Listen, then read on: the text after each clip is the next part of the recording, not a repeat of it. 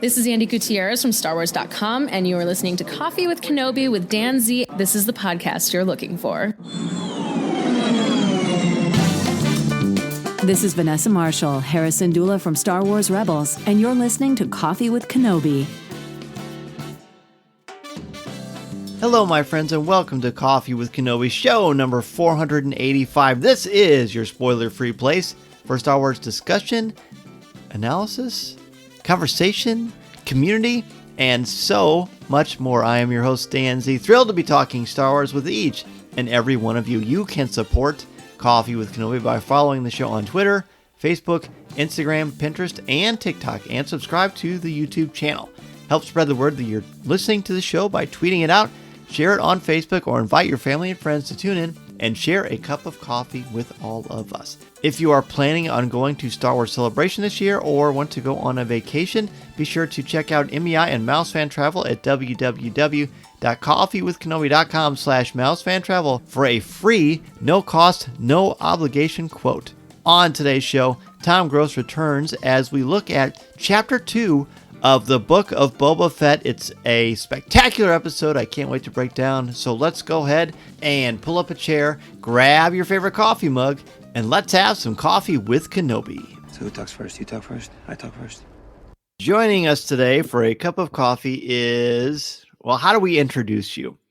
Sometimes Corey says guest host, even though you're not a guest. You've been on the show countless times. So, of course, if we're going to review an episode of something Star Wars related on Disney Plus, we got to bring in Mr. Tom Gross. Hello, everybody. It's great to be here. And what fun to talk new Star Wars each week for a little while here with Boba Fett. So yeah, I'm glad to be on. Love to talk about the new stuff. Yes, I'm glad to have you on. It's just going to be the two of us flying in Boba Fett's starship today as we cruise through the second episode of the Book of Boba Fett. Did you catch the title? I missed the title. I went to look it up and I didn't. It's not listed in the queue of the on Disney Plus. It's something to do with the Tusken village. Oh, okay. To some degree, I can't remember. Well, anyway, I undoubtedly will be tattooed in our hearts and minds later. We're going to talk a lot about this episode. We're going to do what we always do. I'm going to get an overall feedback from you because we worked together today. It was our first day back at school, but we did not talk at all about this episode. So I am as looking forward to this as anyone listening to the podcast right now. Overall reactions and letter grade. Oh yeah, overall reactions. Well, you know what? I'm going to start with letter grade if you don't mind, because last week I gave episode 1 a B+. So if last week was a B+ for me, this week is an A-. I think it's stepped it up to the next level.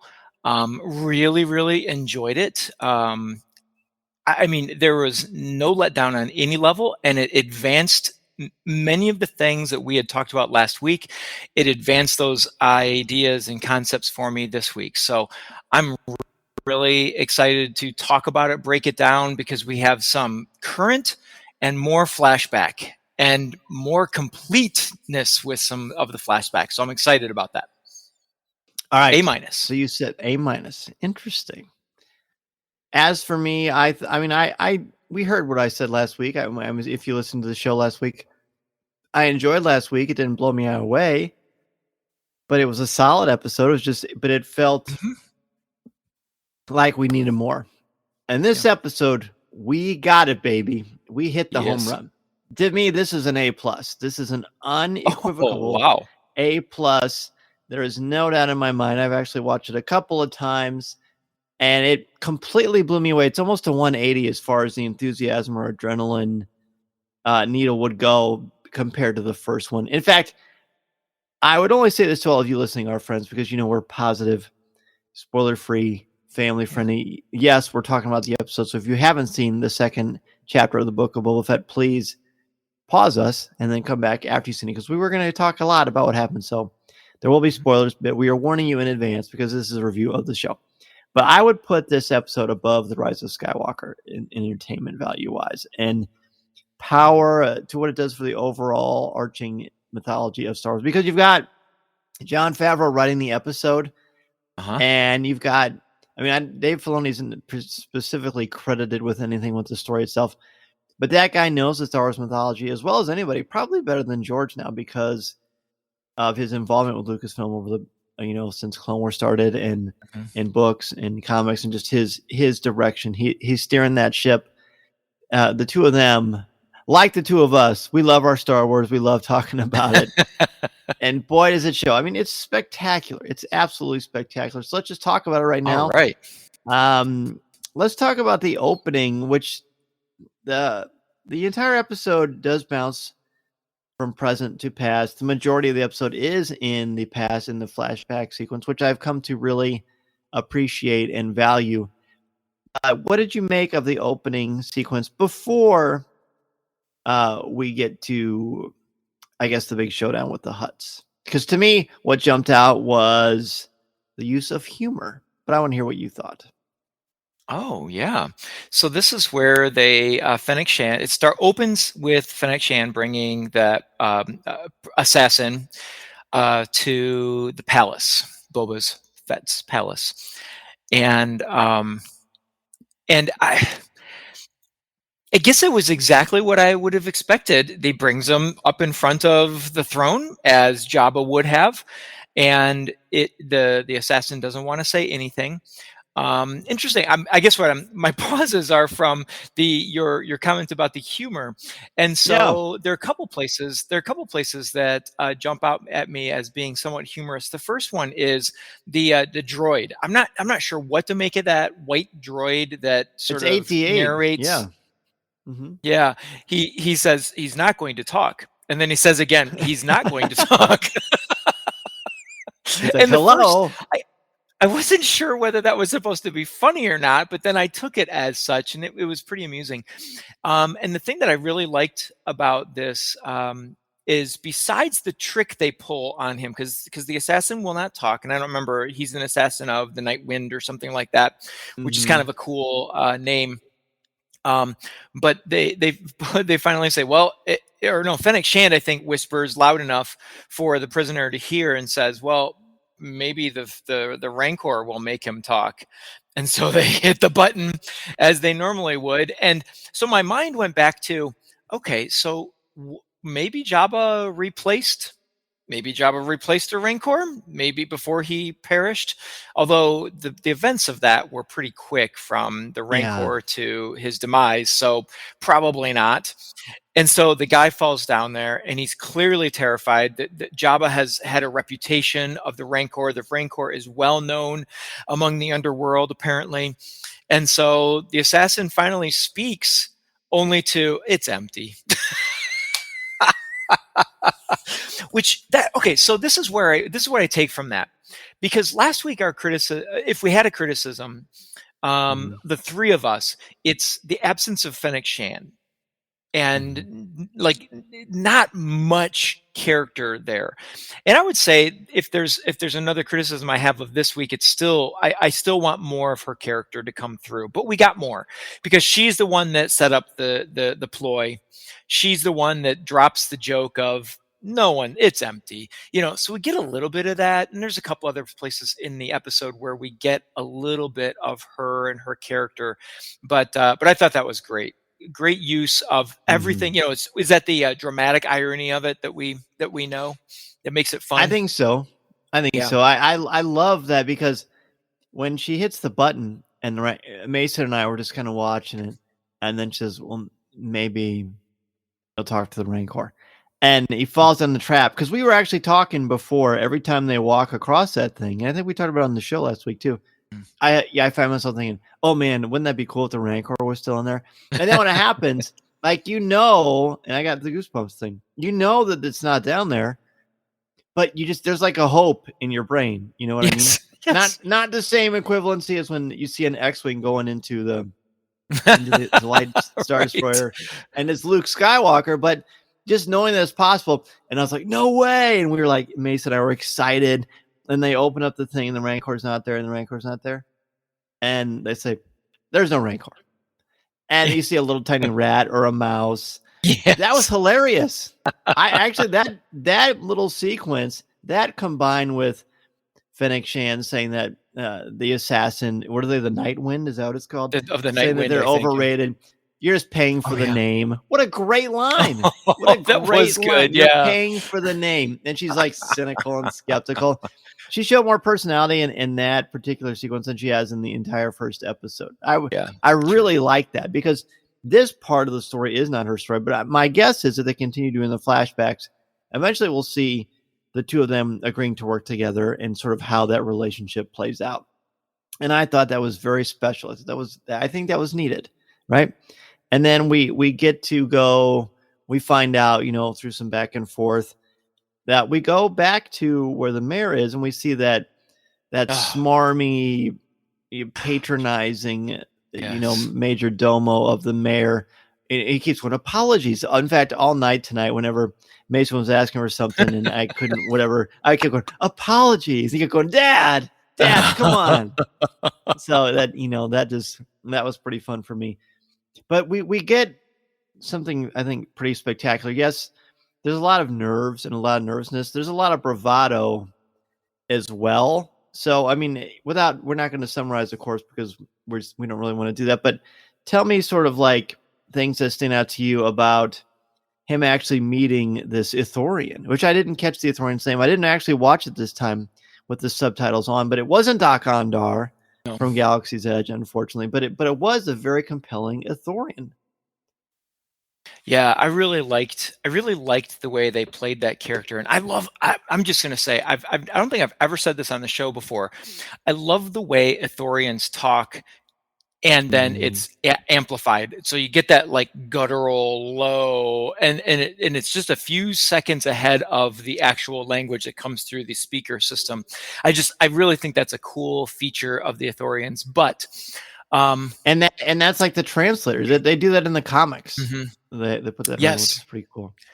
Yeah. Okay. So I thought the juxtaposition of the two I love the way you put it, the patronizing sort of assistant. Although I have to say, I really appreciated when Boba Fett just makes the decision to go in, and that guy was really panicking and but he treated the mayor the same way he treated Boba Fett, which I was like, okay, so this is just the way this guy is. It's his position or whatever. But back to the mayor, I felt like he wasn't. His name, by the way, is Mock Shaiz, Shaiz, and he's voiced actually by Robert Rodriguez. Oh, okay. Very good. Interesting. So he wasn't what I thought. I was picturing something a little bit more magnified of the assistant. I thought the mayor was going to be patronizing. I felt like he was kind of like, I don't want to say all-knowing, but he's been down this road before and knows that Boba Fett hasn't been. I mean, he's dealt with Jabba the Hutt and probably many crime lords, including Bib Fortuna. And so, here's Boba Fett, famous bounty hunter, but certainly no crime lord. And so I felt he treats Boba Fett, but at the same time is kind of, let me give you a piece of advice. I wasn't sure what to make. What did you make of killing the assassin? Was that just is it legit, or is he covering himself? Well, I believe they said they're not supposed to operate in Hutt space. Was that what they say? And so then he shoots him and says, "Thank you." Mock shoots him and says, "Thanks for returning him to us. Here's your bounty." And earlier, Boba Fett uses some inappropriate language. Says, darn well who I am, right? Don't play games with me, because they're still not taking him seriously, because he doesn't come in on his being hoisted like some sort of a god through the city areas, through the cityscape, down the streets themselves, and he just has a different way about him. I really like seeing Boba Fett, and looking like the book, almost like he's trying to get into a nice swanky restaurant in downtown Los Angeles, but he doesn't have a reservation. So, and I was curious, what's Boba Fett can do? Is he going to shoot? Is this where he's going to break loose and say, I'm not doing this? But he's not the Kingpin from the Marvel comics. So he walks around the desk and just kind of walks right through, and the guy keeps going, apologies for the intrusion. And Boba Fett doesn't hear, just walks on past, darn well who I am. And I really like And, I'm just so compelled by what happened to him, because this character that we keep seeing does not appear to be the same character from The Empire Strikes Back and Return of the Jedi, or from the comic books that take place between Star Wars and The Empire Strikes Back. So, but maybe we're seeing why he did change. I hope that we get some more concrete nuggets. Right now, it's not off-putting because I feel like we're starting to get kernels of it. In fact, you had mentioned to me at school, and we kind of go back a little bit to episode 1. Yeah. Something pretty clever about what might be going on with Boba Fett along the terms of, well, I'm not going to say it, but why don't you explain sort of what you were thinking? Oh, sure. And this is a flashback to the first episode on this show. And that is that when we talked about how Boba Fett seems to be redefining himself. And so I took it a step further, and as he's coming out of the Sarlacc and he sticks his hand up out of the sand and he pulls himself out, it's almost like this is a rebirth of the character of Boba Fett, or him as a person. And so to me, the flashbacks came much brought things much closer together. I know we're not quite ready to talk about the episode 2 flashback because there's major things that happen before we get there, but I'm starting to see why he is doing the things he's doing based on the flashbacks that we have experienced. And so I thought the same thing when he stood in front of that secretary that's like, "I'm sorry, your name's not on here." And I was like, "Dude, do you know who you're talking to? This dude stood with Darth Vader, for heaven's sakes." That's right. And I thought the old Boba Fett would have raised his rifle and put the gun to his head and said, "Get out of my way, I'm coming in." This Boba Fett is a little different, and I think it's him rediscovering who he is. I mean, he keeps saying, "I'm not a bounty hunter." Well, that was the old Boba Fett. So who is this new Boba Fett? And will we look at Empire and Jedi differently once we've seen this series? Will it recontextualize and reframe him? Or are they really just taking someone who's basically a blank slate with a cool armor and making him into an actual 3-dimensional character? That might be more what's happening. We'll see. We'll see. Yeah. We find out that Mok Shaiz is actually not the person allegedly who has hired these assassins to kill Boba Fett. But I mentioned the twins. Right. It's not Luke and Leia. It's twin Hutts. No. What do you think about these Hutts? Oh my gosh! When they came around the corner on what everyone else wants, Boba Fett to be riding on. I can't remember what they're calling it. Being carried by a dozen men. When they came around the corner, I was like, oh. Oh my gosh, what a great Star Wars moment that was. I mean, that was 100% solid, dripping from the screen Star Wars when those two Hutts came around the corner. And I love how the one has the fan, the sister has the fan, and the other one has like a mouse or a rat in his hand that he keeps rubbing on his face. I just thought that was great. But at the same time, while I'm enjoying that Star Wars moment, I realize this is in the world of Star Wars, this is a big deal. Here in flesh and blood are two Hutts in the streets that Jabba used to rule and Boba Fett's trying to take control of. This is a dire situation. And Boba Fett says to Fennec Shand, "Watch my back." And I thought she was going to say something like in the first episode, she says, "I keep my eye on everyone." I thought she was going to say, "I watch your back all the time," or something like that. But she had no words when the Hutts came around the corner. So the Hutt, I don't believe we've ever heard the mention of Nal Hutta in any live action Star Wars. That's the planet where the Hutts originate from. They're all over. So hearing that was pretty cool. Mm-hmm. And then seeing these things, I did some history of the Hutts for the Star Wars book, and the twins must be a new creation for this. And I was pretty captivated with them. They look great. My challenge with the special edition and episode 1 is I didn't feel like Jabba looked like Jabba or sound like Jabba. But here, I feel like these twins who aren't Jabba sounded like a Hutt from Return of the Jedi. The gorgeous sound. Mason and I were just completely mesmerized by these poor individuals having to carry these huts. And even like when they shift their weight around as they're starting to turn, you can tell the immense weight of these horrendously grotesque creatures who are just so much slaves of their own passions. And it's just really profound and fascinating. But then something happened. I got so excited because we saw a character in this series in live action that I did not expect. I mean, I said like 3 times out loud, no way. Yes. And Mason was looking at me smiling. He's like, who is that, Daddy? Who was it, Tom? I'm making you make the pronunciation. Absolutely. Black Chrysanthemum. Woo! Yes. That was so awesome. Has to be, right? I mean, it has to be him. No. It's the shoulder, those spike shoulder plates that he has on, and he's massive. He's got more black fur than brown, and he's got just that mean growl. Like it's not a Wookiee, it's a like a monster kind of growl. So this character is famous for the Dr. Aphra series as well as the Star Wars comic book series that Jason Aaron wrote. I think maybe Jason Aaron created the character. It must have been quite a thrill to see this character in live action. But for those of you who aren't aware, Black Chrysanthemum, that's how you say it, right? Chrysanthemum, yeah. I believe so. He is a cybernetically enhanced Wookiee. I'm pretty sure it was experimented on. And he didn't like that very much, of course. He's got a horrifically serious mean streak. He's gone toe-to-toe with Chewbacca before.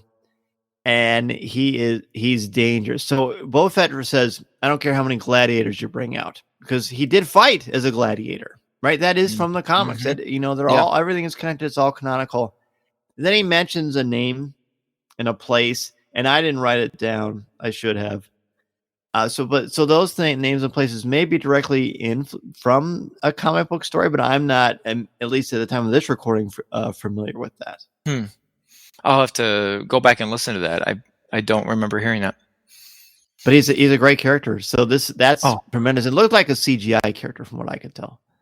The Black Chrysanthemum? Yeah. Oh, okay.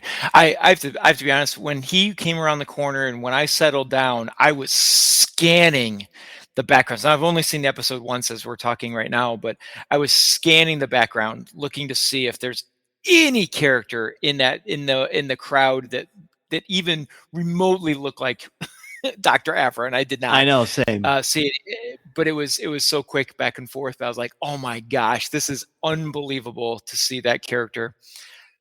Because they're not together anymore, those Aphra and Chrysanthemum. So, but no, that was but this would be before. That was spectacular. Yeah. Well, it's 5 years after Jedi, even longer. And even longer than that, because I don't know what the time frame is between for season 1 and season 2 of Mandalorian. So it's got to be so that's actually Return of the Jedi. It's quite a ways after the comics are. Yeah. So, yeah. But we know Black Chrysanthemum is still around, and yes, we do. But just the fact that they're connecting a comic book character into this, and they really continue to open the gates. And the fact that it's in live action, I think, makes it even more special. So speaking of special, we get the flashback. And this is a very extended scene. It's the rest of the entire episode. I thought for the first part, for chapter 1, Stranger in a Strange Land, I thought the present was more interesting than the past. For this one, I enjoyed the opening, but the flashback to me was the absolute grand slam of the entire series. We see Boba Fett training with, I don't really know what to refer to this Tusken as, but the ultimate BA Tusken. I think that might be the unofficial moniker of this particular. Yeah, he's not the Tusken Raider. chieftain. He's not the chieftain, but he's the next one down. But he clearly is probably the most accomplished warrior in the group. Oh, easily. So they continue to train. I really like the sequence. At first, we were trying to figure out why is the Tusken continuing to correct Boba Fett. And upon a second viewing, though, I think it's extremely clear. He's just not as crisp. He's not as sharp. He doesn't appear to be as committed, even though he is committed to what he's doing. He's clearly treated as an equal or someone that's an up-and-comer in the Tusken, particular Tusken tribe.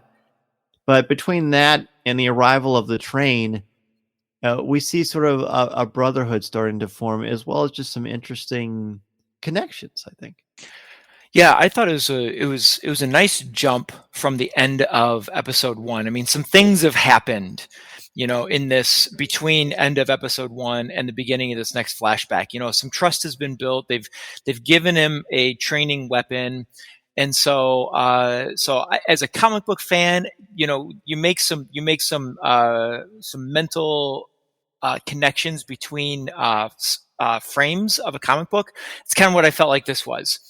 At the end, the frame in the comic book of this, the chieftain's giving him the fruit with water, and now we're training. So I thought that was kind of a cool jump.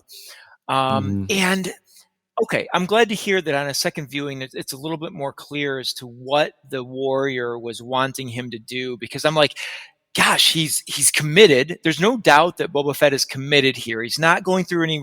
I didn't feel like he was portraying any sense of like wanting to escape anymore. The trust has clearly been built. So it's good to know that the second time around, it's a little clearer that like, adjust your hand, put your hand here on the weapon a little differently, do this. But there is a moment right at the end of that short sequence where he holds the weapon straight up and down, and you can see the resolve in Boba Fett's. Tamura Morrison does an awesome job of portraying this whole growth. Boba Fett's an accomplished bounty hunter. He's a pro. He's better than a pro. And here he's relearning his entire life and like way of doing things, which I think is amazing. I come back to this. This is a scene that this flashback I'm going to come back to time and time again. I have no doubt, because I love the passion of the Tusken Raiders. I love the passion that Boba Fett is like taking in everything like a child. And you mentioned last week in how he has such a sort of a soft spot for the Tusken children. It just continues here more. And it made me think, as I was watching it, that he's almost approaching this like a child.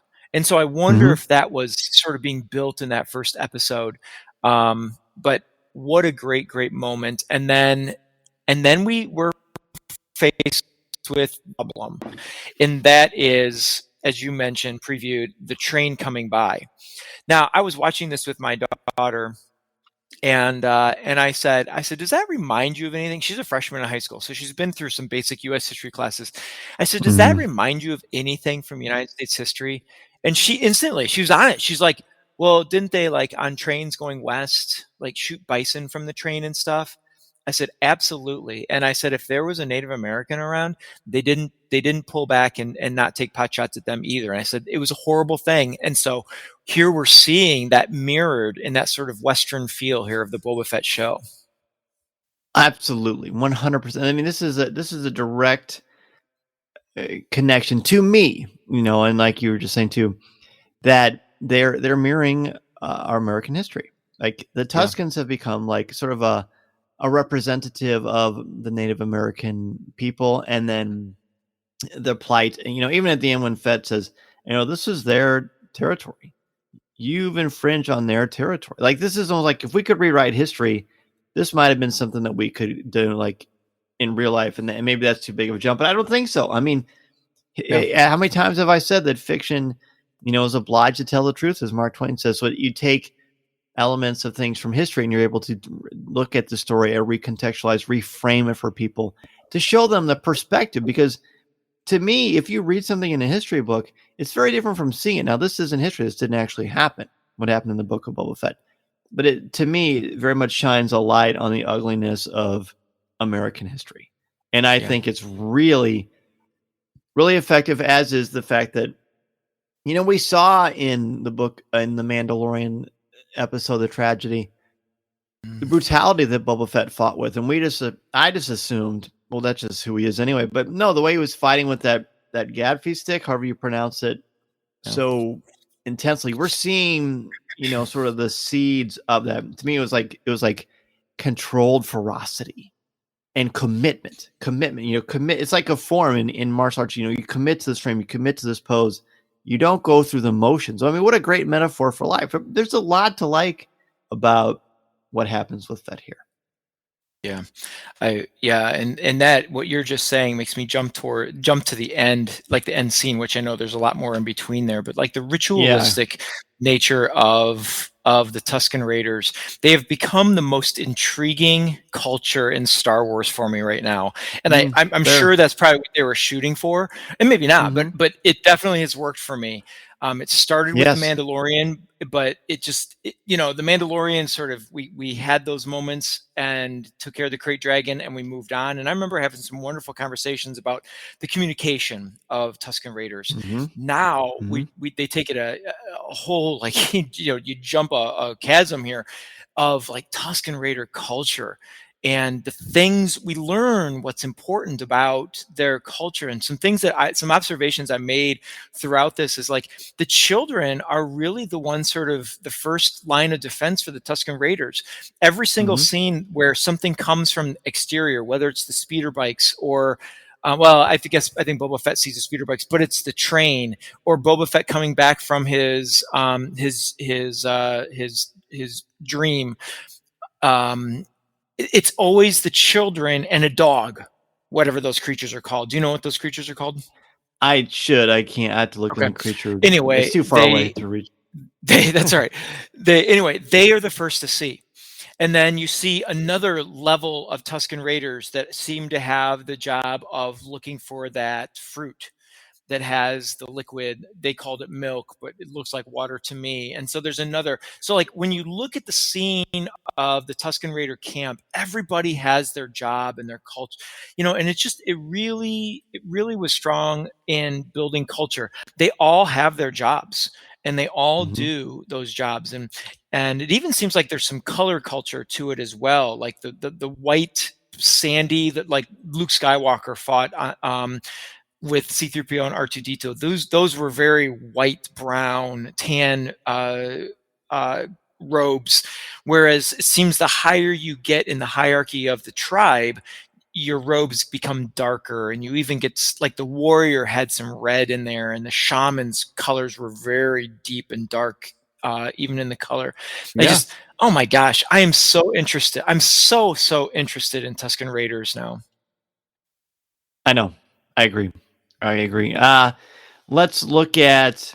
I like that. Very good catch on the colors of what's going on there. So it'll be interesting to see if that's just tribal for them, or if it's completely with all Tuskens. Because as we learned in The Mandalorian, you've got the Watchers, the followers of the Way, and you've got other Mandalorians. So even though it's the same, that's also different. Is like Christianity, right? There's different types of Christianity. There's different types of certain things. So I think is fascinating.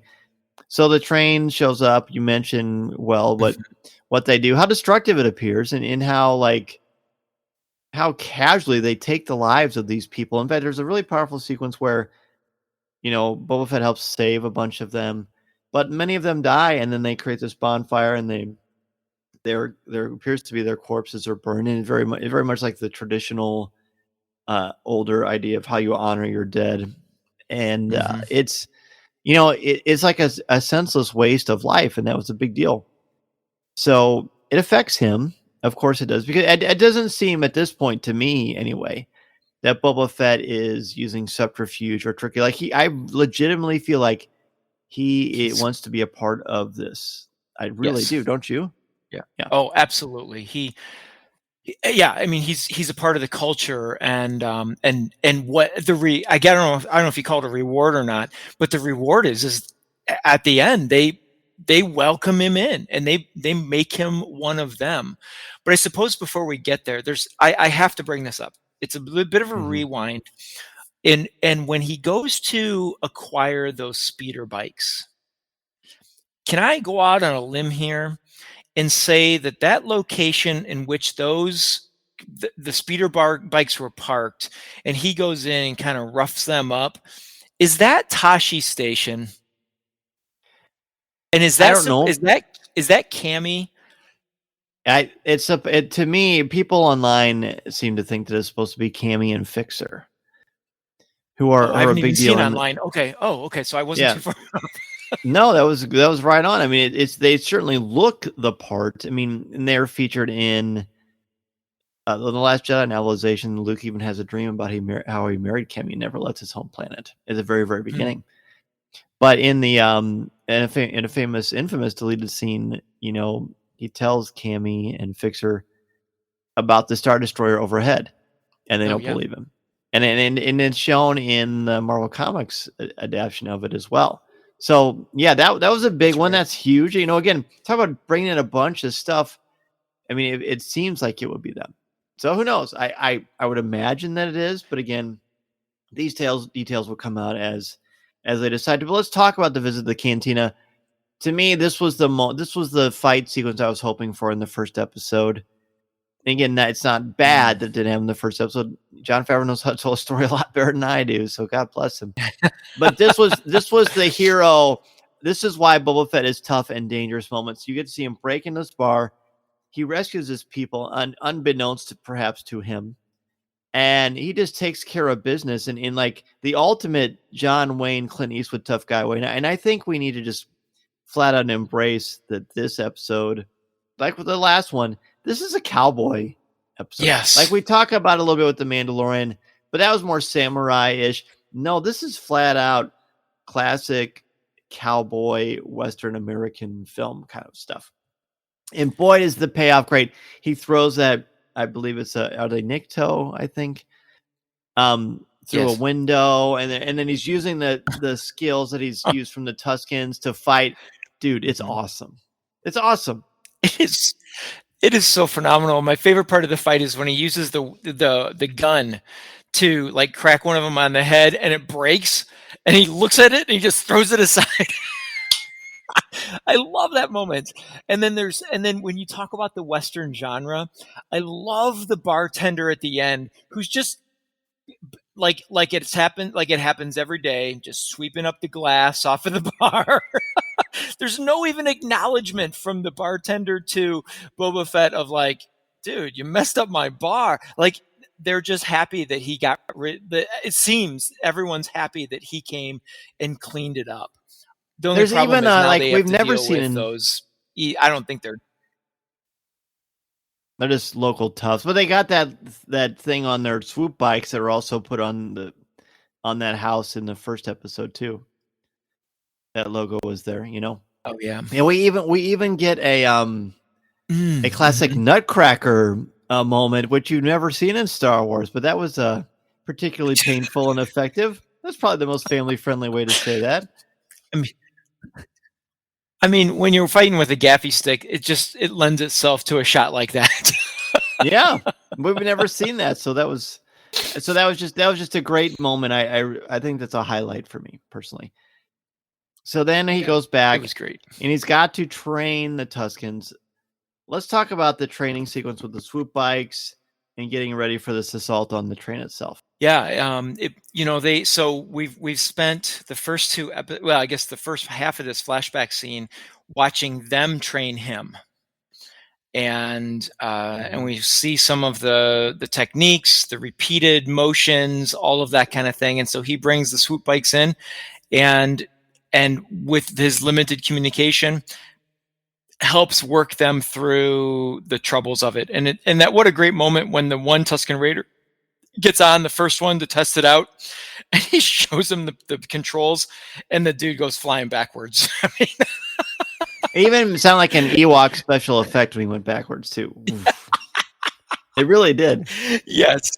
Yes, indeed. Yeah, I didn't even think about that. If an Ewok can just hop on one and figure it out, surely a Tusken Raider can do it too. But he's wanting more precision from the Tusken Raiders than some random Ewok chase through the forest. And so he goes through it all. And I think some of my favorite scenes of that are where he's teaching them to leap from one bike to the other, because it is failure after failure after failure. And I kept thinking, how often do you do that to like train it so hard? But then when we get to the heist, or not the heist, but just the taking down of the train, I'm like, oh, they're actually going to use this skill quite a bit. Yeah, and it was a great metaphor for learning. In fact, I said to Mason, see, every time they mess up, or every time Boba Fett doesn't fight the way that the shaman or whoever the head warrior wants, then they just keep doing it. They don't get discouraged. They don't give up. They don't complain. They don't make excuses. They just keep doing it over and over. And it's like the Karate Kid or Rocky or insert classic warrior training sequence here. I also think it's important to mention, we haven't mentioned it yet, is that Boba Fett is learning their language and they're also starting to understand him. And he's using he's using some sort of a very early primitive form of sign language. It's not as advanced as what the Mandalorian uses when he talks to the Tuskens, but the fact that he's trying it, he never besmirches their culture or downplays their beliefs or their ideologies. He truly is sincerely ensconced in what they're doing, and it's very prevalent through his hands, through his language, through his body language, and I really like that quite a bit. I think probably my favorite part of this whole sequence is what we begin to see as, and it builds in with the language, like you mentioned, and the trial and error, but is the mutual respect that both parties have for one another. He's learned from them. Now they're learning from him. They're learning each other's language. They're learning, and they're planning this attack. And so they're like full respect on both sides, which I think is really important. It's so good. So they're ready to go. They even teaches the younger Tusken how to use the mirror to signal. Again, all classic Western things. So they're basically, what they're going to do is they're going to hijack a train. Another classic Western trope, and it's beautifully, beautifully done. I have a small confession to make that I may have said on a pour over a year or two ago, but a friend of mine mentioned that this episode reminds him a lot of Dances with Wolves. I've never seen Dances with Wolves still. Oh, yeah. Oh, it's very good. I enjoy it. Kevin Costner. Yeah, I know. So the actual train attack itself is very exciting. Every time that droid conductor makes things go faster, it amps the angst. And again, there's real loss. There's real cost. A number of Tuskens perish. We soon learn that these are the Pikes. Yes, from the Clone Wars and Solo, that are actually a part of this, that are doing this.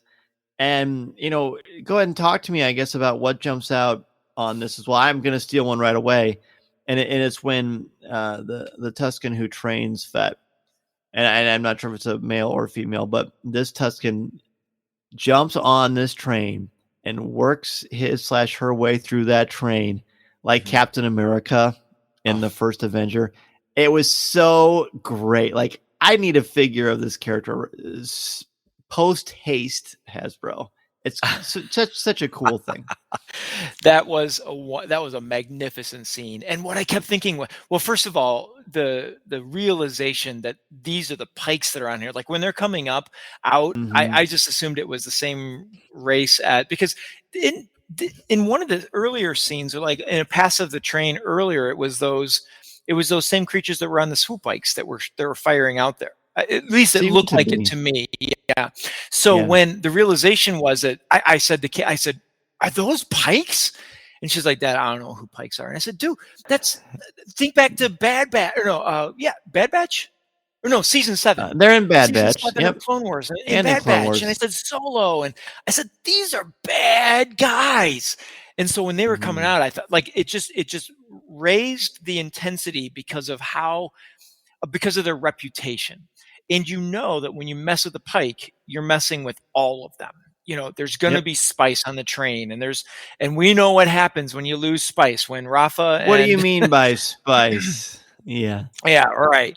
No, but so that realization was just pure joy for me. I also had flashbacks to Solo. Speaking of Solo, and when they were on trying to heist the fuel, coaxium. The coaxium from that rail train that was up high around the mountain. I love that this is a second sort of train chase in Star Wars, which I thought was phenomenal. And I love the idea it's a hover train that just flies over the sand of Tatooine. I mean, how cool is that? But there's a lot that goes into this scene, and a lot of frustration because the Tuskens just keep getting picked off. And But we get on top of the train, classic, the hatches pop open and someone pops up and you just, and there's all of that. And you hide behind the hatch of someone shooting back at you from the car in front. But it was a great edge of your seat type of a action sequence. I loved it. I love the conductor and all the like spindly little arms, and it just kept pushing buttons, and it would look out the back like a real conductor to see what's happening back on the train. There was so much going for it, and this like the I'm just going to call it like the Tassi Station fight. This one just upped it a notch and had some great revealing moments. But once again, we get back to the training on both sides. Boba Fett's hand-to-hand combat training that he learns from the Tuskens. The Tusken skill of using the bikes to get there. I think about it. Isn't it that a warrior? He kind of comes straight in at the train with his bike, and then kind of it jumps off it as it explodes. Uses the momentum of it to get into the car to just lay waste to those pikes that are inside that car. It was great. What a wonderful scene. I needed cool that. He teaches. Same. It's kind of cool that they teach Fett about power, and he teaches them about finesse, the maneuverability of the bike and the train itself. And they both have it, but they both need it to be polished out on either side. So again, the mutual respect you mentioned is clearly an important factor of that. And also, there's a sequence when Fett risks his life to save a Tusken. He's going to fall off off the speed train itself too. That's right. So that's really, really good. Eventually get the train to stop. Boba has his first sort of I think it's really cool that he sits down on one of the containers or crates, almost like he will do eventually as he sits on Jabba's eventual throne. And he confronts the Pikes, who apparently are catfish. I mean, when they look very interesting underneath their masks. It even makes that great noise that Star Wars has built in when you pressurize a mask as you take it off. And I love the denial of the spice and what does spice look like? And if it's like, well, like that, how's this? Are you going to kill us? Well, how it just depends on how you answer. There's so much toughness and power, and he has yet to kill someone in a conversation, like a traditional crime lord would in Hollywood speak. But it doesn't take away from his power. And I love the fact that no matter what the world is telling him or what we are used to fictionally from a crime lord sort of a thing, he is not compromising and he's not losing confidence in how he believes things should be done. And I really like that a lot. Yeah. And when I said earlier in the episode, when we talked about how I think the flashbacks are starting to sort of mold and we can see the connection to the current day, Boba Fett, I think this mutual respect that he learned from the Tusken Raiders, because what does he say to, I think it was the mayor's assistant? He says, I plan, Jabba ruled by fear. I plan to rule by respect. And I think that's where the connection's coming in. And we're going to see that he's going to bring this together and show how everyone can have power together with respect. I think. I don't know, but that's the path I'm seeing now. Fingers crossed that maybe that's not the way it goes, which is what makes it exciting. But yeah, I really enjoyed that scene with the Pikes and how shocked they were when he said, "You're going to walk away from here single." He tells them exactly how they're going to do it. Yep. And they're like, "What? You're going to let us go?" Not the normal way of the crime world. And does he call it black milk? Or no, he says there's milk in it. But what does he call that thing? Black discs? Black fruit? Black fruit? Or I don't know. Black fruit. It might be black fruit. And the milk is how these people have survived, and that's how you're going to survive. You're going to survive that way too. Yep. So then let's go ahead and take a quick break because the last 10 minutes of this episode, game changer, friends, a game changer. We'll talk about that after the break. This is Coffee with Kenobi. This is Vanessa Marshall, and you're listening to Coffee with Kenobi.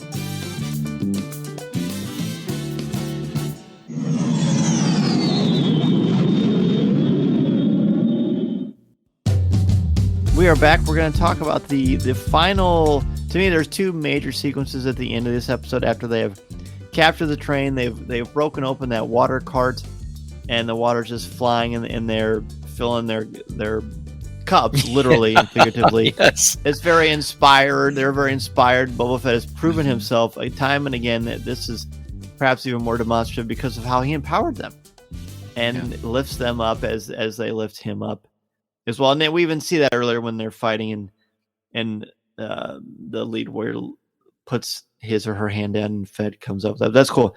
So let's take them in order. Let's talk about the unique gift.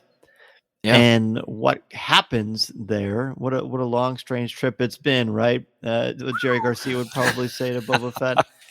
Let's talk about that first. What stands out to you about this? To me, this is a very much full of symbolism.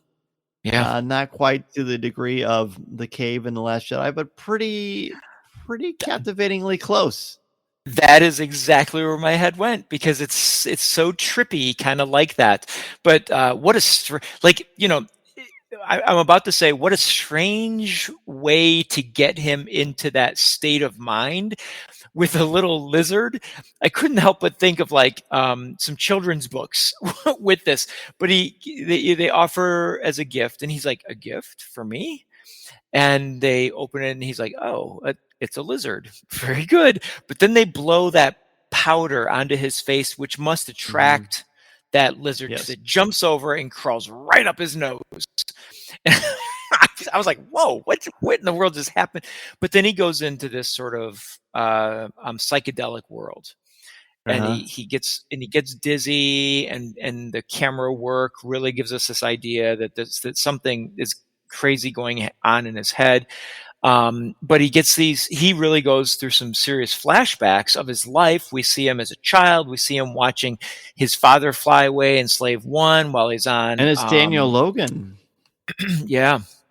Yes.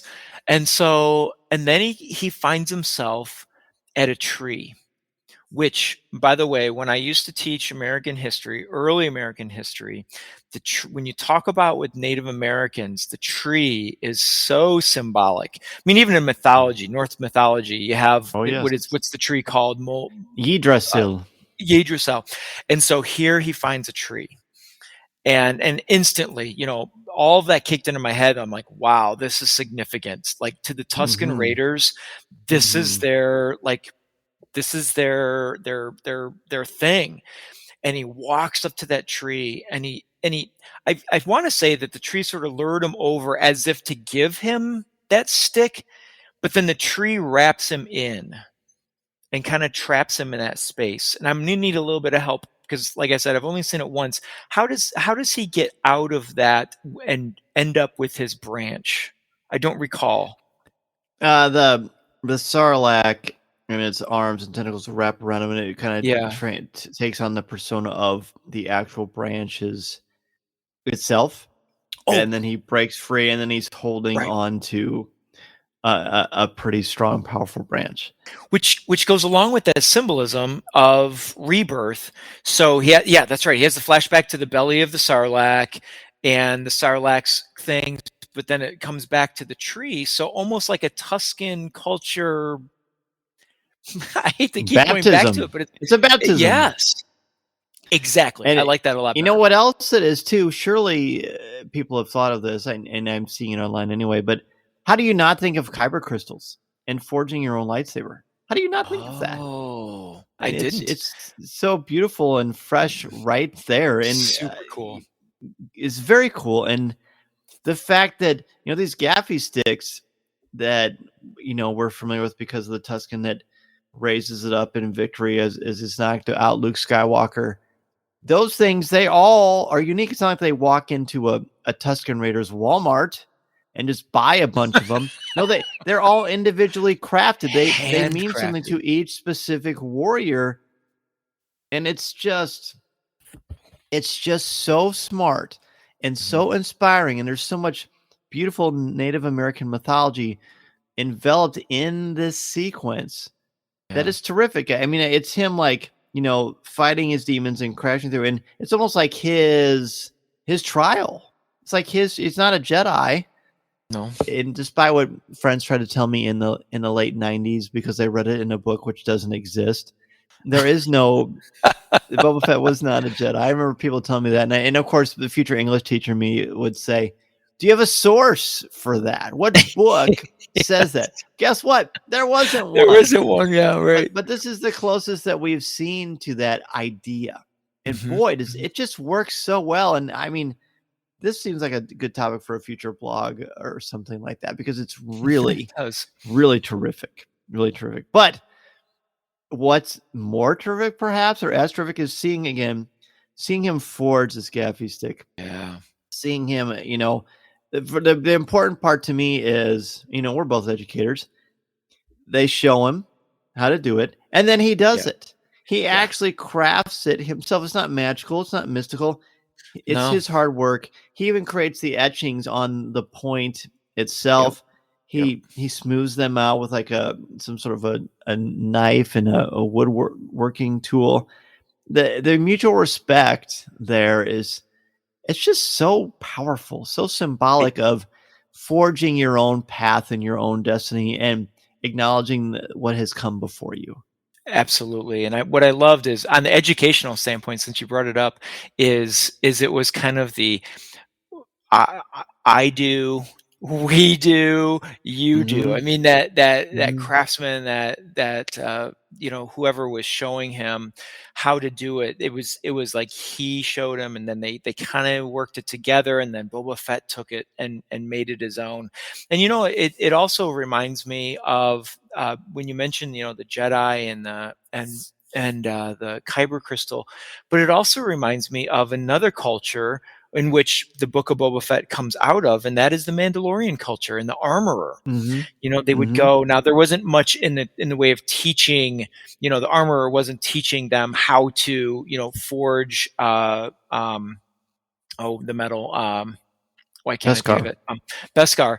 But that it's a ritual in the Mandalorian lore. And so the armorer, they bring it to her, and she forges it, and she creates it for them and stamps it and all of that. And so it is a wonderful, wonderful part. I mean, and what a surprise, in the large picture of it, what a surprise that it's the Tusken Raiders that we're so focused on now.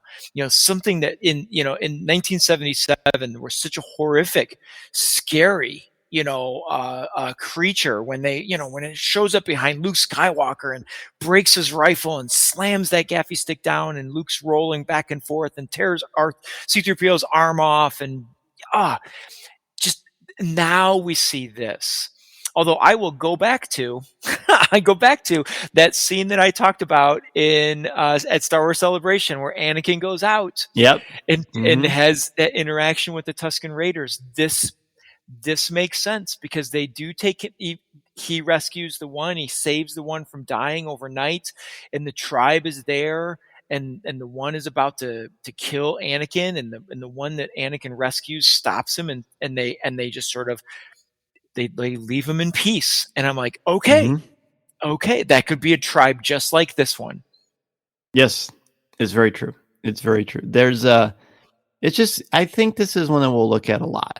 Because again, there's also something nice and very biblical about working with your hands and carpentry, and Jesus was a carpenter, and Joseph, his father, was a carpenter, and you just imagine the working together. And believe me, there is no ounce of my body that thinks Boba Fett is a Christ figure by any stretch of the imagination. No. But there's a very powerful biblical thing, and a notion of working and earning that just the blood, sweat, and tears. And there's just something very masculine about that I really liked. I thought that was a cool, positive portrayal. In fact, a lot of what we've seen with Boba Fett has been nice. It's been nice to see sort of like this mano a mano concept, but with honor from a cowboy perspective, not a samurai, but like a sort of a Western archetypal thing. I haven't heard Jon Favreau say that, but I'd be surprised if we didn't hear some sort of inkling about that as well. Yeah. So again, he creates his gaffy stick, and then we get this beautiful sequence that I'll let you sort of describe. I mean, we know what happens, we've seen it, but talk about sort of what goes through your mind as you're seeing Fett don the garb of the Tusken. Yeah. Oh my gosh. The end of this episode may be one of my favorite Star Wars moments, at least as I sit here today, because there's so much that goes on. He brings the gaffi stick and they bring him into this tent, and he stands there and they dress him. Mm-hmm. They put the robe over his shoulder. They put the wraps around his arm. They put they build it all for him, and it's like they're making him them. They're crafting him into. They're making him new. Yeah, and then what's absolutely beautiful is the Tusken Raider child comes in and takes his hand. And what I love the most about it is the Tusken Raider child, after he takes his hand, turns and places his right hand on the chest and like adjusts and just feels his robes as if he is, to the child, Boba Fett is now one of them. And it's like it's like pure innocent acceptance. Oh my gosh. And then where that leads from there is just absolutely beautiful. Yeah, so he gets, now you see why he's got the black garb that he has at the end of The Mandalorian.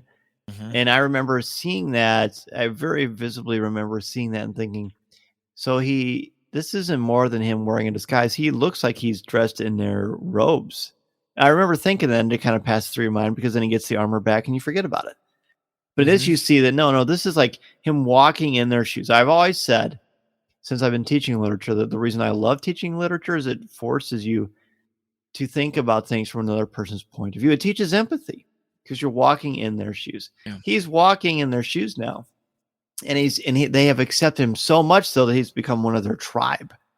It's playfully done with the Ewoks and C-3PO in The Return of the Jedi, but here this is much more like a Native American concept, and it makes me want to study more of Native American mythology because of what this represents and what it symbolizes.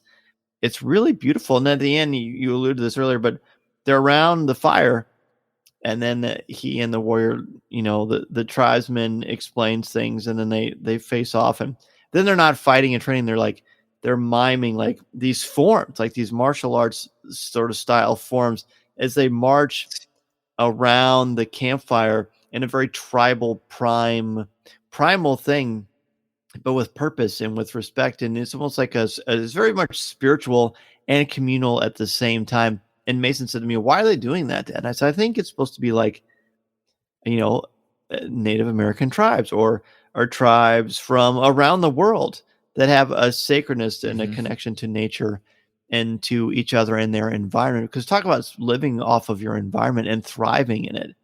It's just, there's so much to love. This is why this is an A+, because it's just so profound and exquisitely lovingly told. I think this is going to be a hard one to top, and they don't need to top it, but to me, it's really wonderful. That warrior dance is so memorable, and there's so many like moments of that warrior dance. I love it when there's a shot where the lead warrior is sort of crouched and like stepping to time, and it's so powerful. And then the other Tuskens start to rise. Hawaiian or Polynesian, reminding me of is there's that Polynesian dance that many football players, like American football players, when they come from that culture, they will teach their teammates, and before the game they will do that, and they stomp and they're like, and Tamara Morrison's culture. That's exactly what this is. Yeah, it's Tamara Morrison's culture as well. Yes, that's right. Yeah. So it was a magnificent moment. And right there, I was like, this is why we are seeing a different Boba Fett in the present. Why he's not going to go back on his values, because these values are strong. Right. He's just a long way from the kid who was obsessed with killing Mace Windu that we saw in the Clone Wars. Oh, there's been a lot of time between now and then, and he's grown up. He's not a kid anymore. Who knows if we'll ever see sort of the bridge between that Fett and this Fett. But what I'm seeing now, I said this earlier in the show, but Boba Fett isn't just a blank slate of some interesting character with a fascinating design. There's much more substance now, and I'm grateful for it. I want to see where it goes. I hope it lasts multiple seasons. I hope we get to see a lot from season 1. All I know is that this episode was tremendous. Is there anything that we didn't talk about for this episode that you want to bring up as we wrap things up? The only thing I'll say, it was the fastest 50 minutes of Star Wars that I think I've ever watched. I was enthralled. The suture was strong. I was there on Tatooine with Boba Fett in both the present day and the flashback. That's the only thing that's left for me to say. It's great. It's great. So is it still an A- for you, or do you want to bump it up? I bump it up to an A. I still think I'm going to be wowed somewhere. Somewhere this is setting up something even better. I agree. Well, be sure to let us know in the CWK Cafe or online anywhere you can find Coffee with Kenobi what you think about the second chapter in the book of Boba Fett, an episode we really loved. And we look forward to you joining me live on Monday night at 7:00 p.m. Central Standard Time to share your thoughts and get your top 5 ready for chapter 2 of the book of Boba Fett. This is going to be a hard one to come up with just 5. Legitimately a very challenging one to do, but what a great challenge. Speaking of great, of course, Tom, it was wonderful to chat with you about the book of Boba Fett and Star Wars. And naturally, you join me and Corey every week on CWK Prover, which if you are a member of the CWK Alliance, you get exclusive access to that podcast. Yeah. But that's not the only podcast that Tom is a part of. Tom, let the good people know where they can find you and your podcast.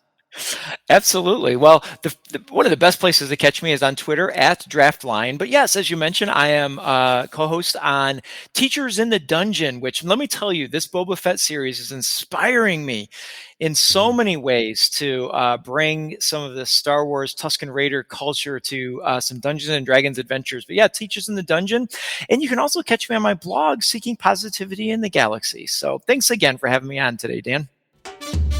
Listening to Coffee with Kenobi, you are with Dan Z, the podcast you're looking for. This is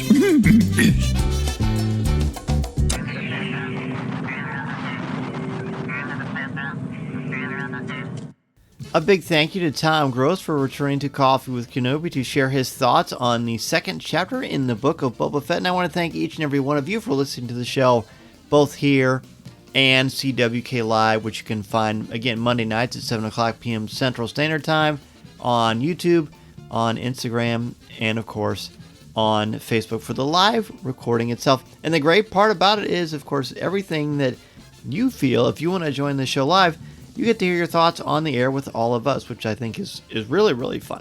I know things are challenging right now, but if you feel safe and comfortable traveling, then you should go to MEI and Mousefan Travel at www.coffeewithkenobi.com/mousefan-travel for your free, no cost, no obligation quote. You can help plan your magical vacation with them and support Coffee with Kenobi in the process. Our CWK Cafe group is our spoiler-free, family-friendly, drama-free Facebook group. You can have your Star Wars thoughts, comments, reviews, and opinions on the Facebook group. It's a wonderful, wonderful place to find so many members of our Coffee with Kenobi Star Wars community.